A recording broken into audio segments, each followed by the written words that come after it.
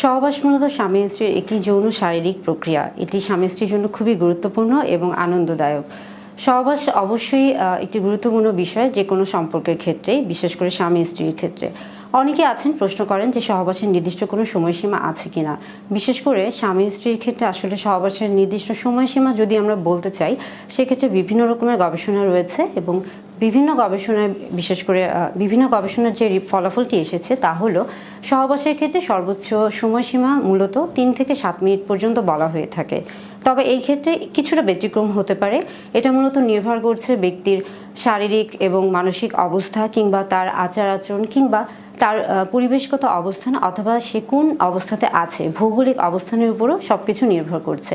অর্থাৎ সহবাসের ক্ষেত্রে মূলত সর্বোচ্চ যদি আমরা সময়সীমা বলে থাকি সেটা মূলত 3 থেকে 7 মিনিট।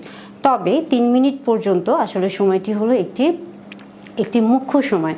এবং যদি আমরা সর্বোচ্চ সময়সীমার কথা বলতে পারি, সেই ক্ষেত্রে কিন্তু অনেক সময় দেখা যাচ্ছে অনেকে সেটাকে 7 থেকে 14 বা 15 মিনিট পর্যন্ত বলে থাকেন।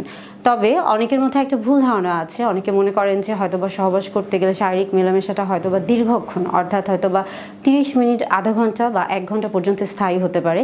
এটা একটু ভুল ধারণা। কেননা হচ্ছে যে আপনি যখন আপনি সহবাস করছেন বা সহবাসের মধ্যে যাচ্ছেন, তখন কিন্তু দেখা যাচ্ছে যে আপনার সর্বোচ্চ তৃপ্তিদায়ক বা আনন্দদায়ক যে সময়টুকু, সেটা কিন্তু মূলত এই যে 3 মিনিটের সময়সীমা আমরা বলে থাকি, এই 3 থেকে 7 মিনিটের মধ্যে হয়ে থাকে।